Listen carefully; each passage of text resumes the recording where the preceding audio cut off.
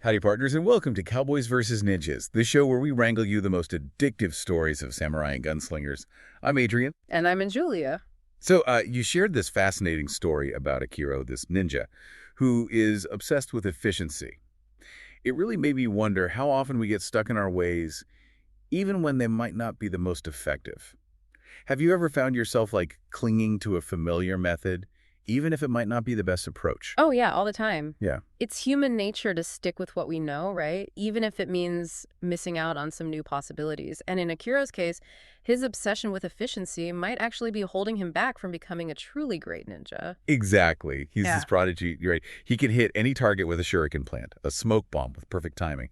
But he dismisses all those traditional ninja techniques as wasteful and inefficient. Huh. It's almost like he's trying to, hack the ninja code instead of truly understanding it. Yeah, and what's really interesting is that his approach clashes directly with the teachings of his master, Genji Sensei. Right. Genji Sensei believes in the raw power and beauty of those time-honored techniques, the ones that have been passed down through generations. It's almost like Akira's trying to outsmart tradition instead of learning from it. He's so focused on the destination that he's missing the journey. Right, exactly. And that kind of leads to some unexpected consequences for him.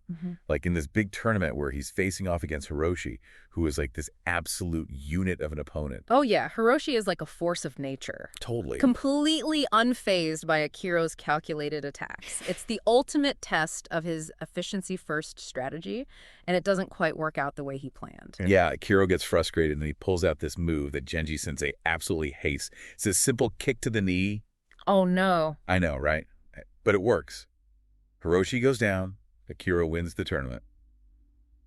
But there's no joy in the victory. Right, he didn't win the right way. Exactly. Okay. And it's almost like the universe is trying to teach him a lesson. Because right after the tournament, he starts to get this weird pain in his leg, the one he used for the forbidden knee kick. Oh. It's described as this creeping numbness that the medic can't even figure out. And that's when Genji Sensei starts talking about these ancient tales of curses laid upon those who reject tradition. It's fascinating how this seemingly minor act of defiance could have these huge repercussions. It makes you wonder about the power of tradition. Yeah.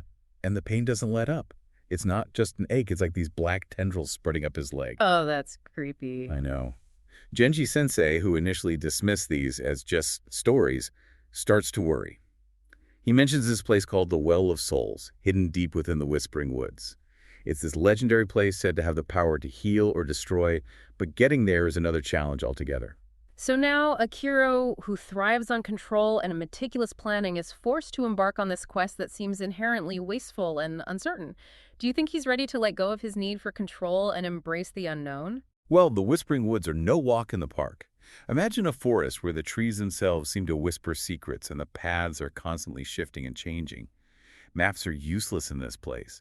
It's like the woods are actively trying to keep their secrets hidden. It's the ultimate irony, right? Akiro, Mr. Efficiency, stumbling around in this maze, his carefully laid plans falling apart with every step. And with every step, the curse is eating away at him, making the journey even more grueling. I can only imagine the frustration and fear he must be feeling. He's being forced to rely on instinct and faith, which, for someone like him, must be terrifying. But he keeps pushing forward, driven by this desperate hope of finding the Well of Souls. He's willing to abandon everything he thought he knew, even his core beliefs, for a chance at healing. It's a powerful reminder that even the most stubborn of us can change when faced with a challenge that shakes us to our core. And finally, after days of struggling, he stumbles into a clearing, and in the center he finds it, the Well of Souls. But it's not what he expected at all. What is it like? There's no mystical glow, no grand display of power, just a simple ring of cracked stone overgrown with vines. A far cry from the image he probably had in his head. Oh, wow. Imagine the crushing disappointment. He risked everything, endured unimaginable hardship, and it seems like it was all for nothing. The Well of Souls, his last hope, is just a forgotten relic devoid of any magical aura. He's exhausted, weak, and probably ready to give up. Yeah. The curse is closing in, and this journey has taken everything he had. He collapses next to the well, utterly defeated. But just when all hope seems lost, something catches his eye, a flicker of movement on the mossy stones surrounding the well. What do you think he sees? Could this be the turning point in his journey? Welcome back to Cowboys Versus Ninjas. Last time we left Akiro at the Well of Souls completely defeated to remember.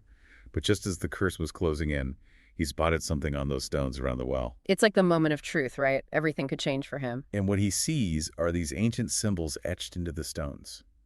Barely visible, but they're pulsing with this faint golden light, like a beacon of hope in all that despair. And even though he's so weak, Akira starts recognizing a pattern in those symbols.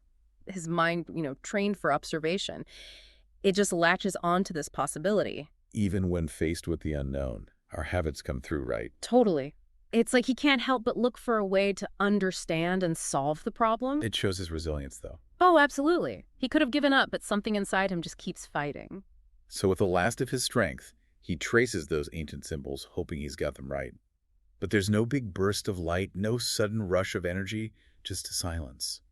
And then the stone cracks. Not a huge earthquake or anything. It's described more like a gentle awakening, like ancient power stirring from sleep. And the well responds, right? Not with some big display of force, but with this quiet release of energy. The cracked stone gives way, and clear, cool water spills out, swirling with these golden motes. It's a gentle, steady flow. And Akiro dips his withered leg into the water, hoping for a miracle. It's like the well's power isn't about destruction, but healing and renewal. And it does more than just heal his physical wounds. As this warmth washes over him, there's a huge shift. The black tendrils recede. But he feels this realignment within himself, like a deeper understanding of his own power. Like the well isn't just curing him, it's showing him a new way. He had to lose everything to find himself. To understand that true mastery isn't about clinging to one method, it's about adapting, finding that balance between efficiency and tradition, embracing the flow instead of controlling it. What a journey, from this super efficient ninja to someone who gets the deeper meaning of his art. And remember Genji-sensei. He's waiting at the edge of the woods, probably fearing the worst, and then he sees Akiro walking out. The curse is completely gone. Can you imagine his face? Pure shock. Total relief and wonder. And how's Akiro feeling after all this? Well, he's not that stoic, calculated ninja anymore. There's a new energy about him. He greets Genji-sensei with this almost reckless grin, so different from his usual composure. It shows he's not just healed physically, but transformed. Exactly. He's embraced those lessons from the well and the curse.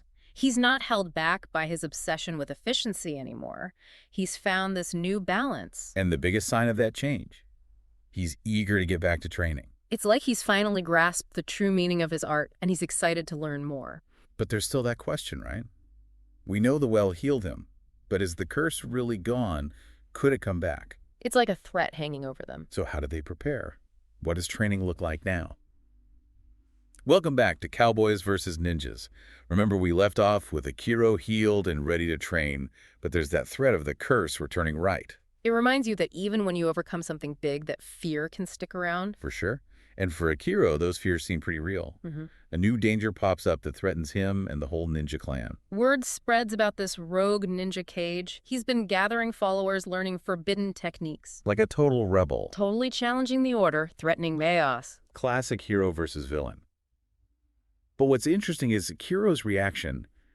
He just faced darkness, so you'd think he'd be all about taking Cage down. Right, but instead of just going on a rampage, he's calm, focused. Oh. He understands that rushing in could have bad consequences. Like his experience at the well taught him more than just fighting skills. Exactly. He learns about leadership, thinking beyond himself. He rallies the other ninjas, shares what he learned, emphasizes unity, adaptability, honoring tradition, but also evolving. So it's not just about survival, it's their way of life. Their identity. But do we ever find out what makes Cage tick? Why is he so against the clan? That's the thing, it's a mystery. He's skilled, ruthless, disrespects tradition, kind of like Akiro before the well, but his goals are hidden, which makes him even more dangerous. Like a shadow hanging over everything. But come on, this is Cowboys versus Ninjas. We need a showdown. Does Akiro face Cage? Oh, they definitely clash. Cage and his followers attack the village. It's this whirlwind of dark techniques and pure aggression. Okay, I need details. How does this ninja battle go down? Imagine a moonlit night, shadows everywhere, the clang of swords, Akiro and the clan defending their home, moving as one countering Cage's attacks. And Akiro, how's he fighting? Super efficient moves, or is he going with the flow? He blends both. He's precise, deadly, but also fluid, adaptable. He sees Cage's moves coming, turns his aggression back on him. So cool, but who wins? As they fight, it's fascinating. Cage is fueled by fury. He wants to prove his way is better, but Akiro's calm, focused. His moves have the well's wisdom in them, almost like he's trying to teach Cage, show him a different path. It's a battle for the soul of ninjutsu. And in the end, Akiro wins. But there's sadness in his eyes. He sees the path Cage could have taken. He defeats Cage physically and spiritually. He proves strength comes from balance, respecting tradition but embracing change. And it doesn't end with cheering or anything. It ends with Akiro helping the wounded rebuilding, leading his clan into a new era, one with wisdom, unity, and a deeper understanding of being a ninja. What a journey Akiro went on. He wanted efficiency but found something so much bigger. Balance. Wisdom, true strength. It shows that the straight path isn't always the best. Sometimes those detours, the challenges, they help us grow. Thanks for joining us for this epic adventure. Tune in next time for more Cowboys Versus Ninjas, where the stories are as wild as the West and as sharp as a samurai's blade. Don't forget to rate and follow for more epic adventures. Until next time, happy trails.